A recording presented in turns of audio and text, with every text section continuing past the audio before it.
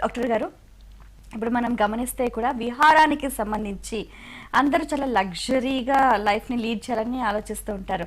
అలాగే ఈ మెత్తటి పరుపులు, సోఫాలు, కుషన్స్ వీటి వల్ల ఎటువంటి ప్రభావం ఉంటుందంటారు? అంటే ఒక సామెత ఉంది, లగ్జరీ ఈజ్ అగైన్స్ట్ నేచర్. అంటే విలాస జీవితము ప్రకృతికి విరుద్ధం అన్నమాట.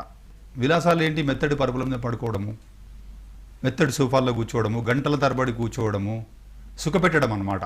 ఎంతెంత సుఖపెడుతూ ఉంటామో అంతంత అరుగుదల తగ్గుతూ ఉంటుంది. ఎప్పుడైతే అరుగుదల తగ్గిందో శరీరంలో దోషాలు పెరుగుతూ ఉంటాయి, మైలలు జమ అయిపోతూ ఉంటాయి అన్నమాట. నిజానికి అంత సుఖాలు అవసరం లేదు. అంటే బేసిక్ కామన్ కంఫర్ట్ కదా సార్. కంఫర్ట్ ఓకే, ఎంతవరకు కంఫర్ట్? రోగాన్ని కలిగించినంత వరకు. అది రోగానికి కారణమైనప్పుడు కంఫర్ట్ కాదు కదా, రోగ కారణమైంది కదా. అదే ఎరుక అన్నమాట. ఆయుర్వేదం అదే చెప్తుంది, ఎరుకతో ఉండండి మీరు చేసే పని పట్ల, తినే ఆహారం పట్ల. ఆ ఎరుక లేనప్పుడే కదా రోగం వస్తుంది. అందుకే మెత్తటి సోఫాలు కూర్చోండి, ఎంతవరకు చర్మానికి బాగానే ఉంటుంది కూర్చోవడానికి సుఖంగా. కానీ శరీరంలో ఉండే ఎముకలు, జాయింట్లు అన్నీ కూడా అలైన్మెంట్ రాక, మజిల్స్ రిలాక్స్ కాక ఆ నొప్పులు అలాగే మిగిలిపోతాయి ఒంట్లో. అదే మీరు కుర్చీ మీద కూర్చోవడమో, చెక్క మంచం మీద పడుకోవడం ద్వారా మజిల్స్ ఓపెన్ అయిపోతాయి అన్నమాట. ఇది అనుభవించే వాళ్ళకి, పడుకొని చూసే వాళ్ళకి ఎక్స్పెరిమెంట్ చేసి తెలుస్తుంది. చర్మానికి సుఖము అన్నప్పుడల్లా కష్టమే, మళ్ళీ వెంటనే సుఖం అనుభవించడం, కష్టం అనుభవించక తప్పదు. కాబట్టి చేయకూడని పనులు, నిరంతరం గంటలు గంటలు కూర్చోవడము, చాలాసేపు పడుకోవడము, అవసరం లేకుండా పడుకోవడము, మెత్తడి పరుపులకు పడుకోవడము, చల్లటి వాతావరణంలో అవసరం లేకుండా ఉండడము, అవసరం లేకుండా కూలర్లు పెట్టుకోవడము, ఇలాంటి చేయడం ద్వారా మన విహారాల ద్వారా మనం పొరపాటు చేస్తున్నాం. అయితే మనము మరి చేయవలసిన విషయాలు ఏంటి? విహారాలు ఎలా ఉండాలంటే నిరంతరం శరీరాన్ని మనము కదిలిస్తూ ఉండాలి.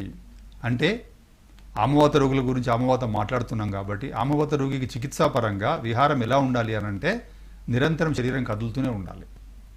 20 నిమిషాలు కాగానే శరీరం కుర్చీ మార్చేయాలి. ఇంకా గంటలు గంటలు కూర్చున్నారంటే వెంటనే లేవలేరు, పట్టేస్తుంది అనమాట. అందుకే కదులుతూ ఉన్నారు అనుకోండి, అది మూవ్ అవుతూ ఉంటుంది, యామం రక్తంలో కదులుతూ ఉంటుంది కాబట్టి మన జామ్ కావు జాయింట్లు.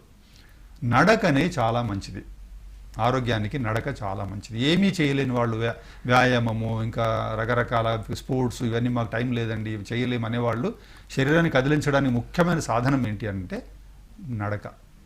మామూలుగా సింపుల్గా ఎండలో గాలిలో నడుచుకుంటూ పోవడం. ఇంట్లో నడుస్తున్నామండి రూఫ్ మీద, రూమ్లోనే అక్కడక్కడ తిరుగుతున్నానండి, ఇవన్నీ వల్ల వర్కౌట్ కాదనమాట. ఇప్పుడు అవే 3-4 రూమ్లలో తిరిగితే ఉండదు, వర్కౌట్ కాదు. ఎందుకు కాదు అని అంటే బయట గాలి నీడల్లో ఎండ పడడం లేదు కదా. ఆమము కరగాలి జాయింట్లలో అంటే బయటి గాలి నీడ అవసరము. కాబట్టి నడక చాలా ముఖ్యం అన్నమాట. వ్యాయామాలలో యోగా, ప్రాణాయామ, ఆసనాలు ఇవన్నీ చేయండి.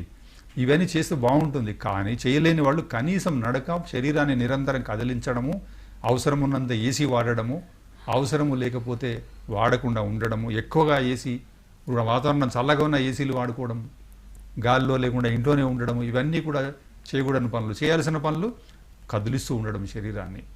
ఓకే.